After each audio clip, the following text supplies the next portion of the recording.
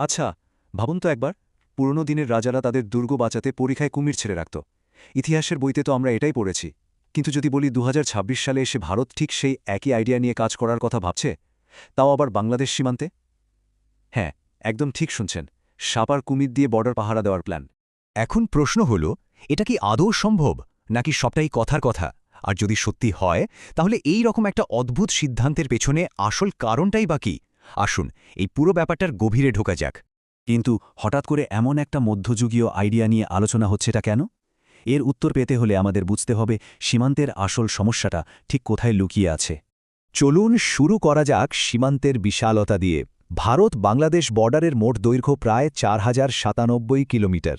মানে কলকাতা থেকে দিল্লি গিয়ে আবার ফিরে আসার চেয়েও বেশি লম্বা রাস্তা। এটা কিন্তু পৃথিবীর পঞ্চম দীর্ঘতম স্থলসীমান্ত, আর এত বড় একটা এলাকা পাহারা দেওয়াটা যে মুখের কথা নয় তা বলাই বাহুল্য। কিন্তু এই বিশাল সীমান্তের মধ্যে প্রায় ৮৫০ কিলোমিটার এখনও বলতে গেলে একদম খোলা। মানে সেখানে কোনো কাঁটা তারের বেড়াই নেই। ভাবুন, পশ্চিমবঙ্গ থেকে ঝাড়খণ্ডের দূরত্বের সমান একটা এলাকা যেটা পুরোপুরি আনপ্রোটেক্টেড। এটা একটা বিশাল সিকিউরিটি গ্যাপ। আর এই ৮৫০ কিলোমিটারের মধ্যে আবার প্রায় ১৭৫ কিলোমিটার জুড়ে শুধুই নদী আর জলাভূমি।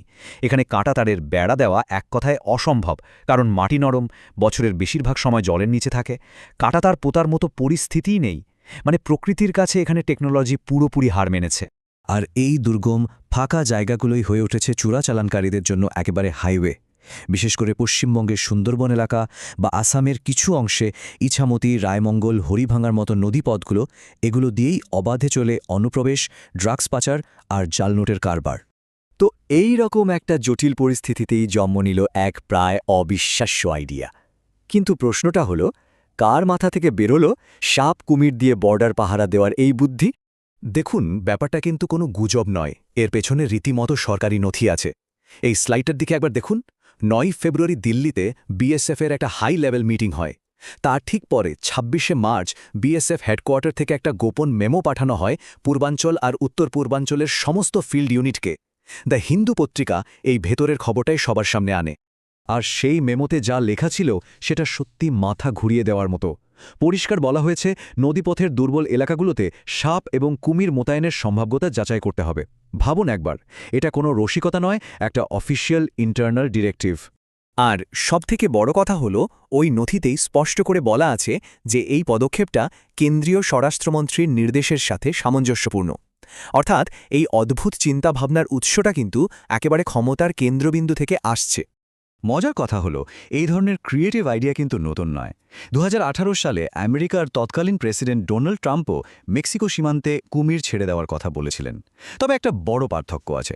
আমেরিকায় রিও গ্র্যান্ডে নদীতে অ্যালিগেটর আগে থেকেই ছিল, কিন্তু ভারতের ক্ষেত্রে এই ভয়ানক অতিথিদের রীতিমতো নেমন্ত্রণ করে এনে ছাড়তে হবে। চলুন এবার একটু গভীরে যাওয়া যাক।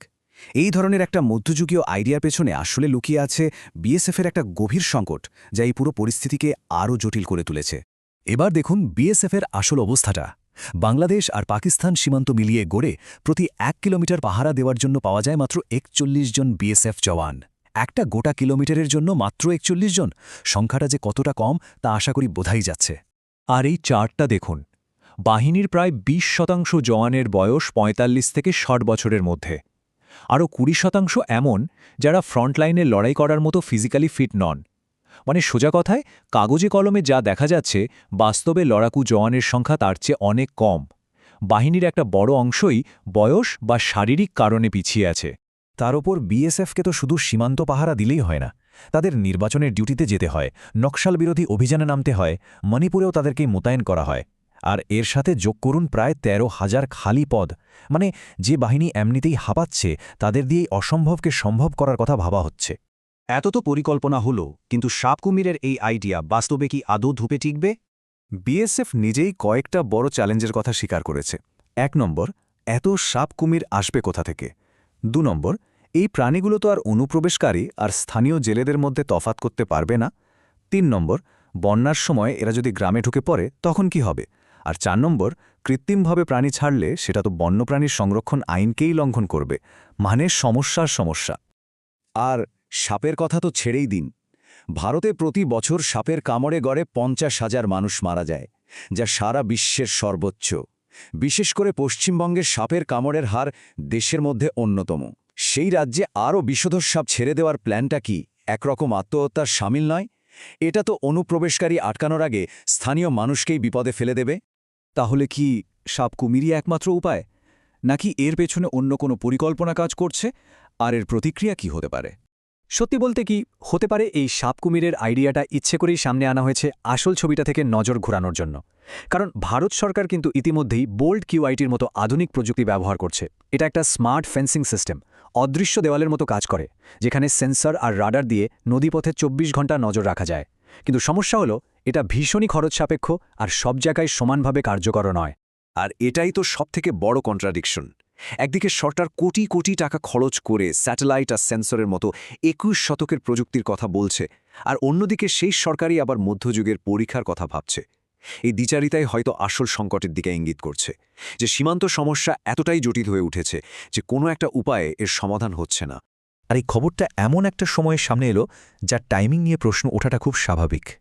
ঠিক যখন বাংলাদেশের বিদেশমন্ত্রীর নয়াদিল্লির সফরের কথা চলছে, যখন দুই দেশের সম্পর্ক আরও ভালো করার চেষ্টা হচ্ছে, ঠিক তখনই এই ধরনের একটা খবর ঢাকায় কি প্রতিক্রিয়া তৈরি করবে, সেটা কিন্তু একটা বড়সড় কূটনীতিক প্রশ্ন। তাহলে শেষ কথা কি?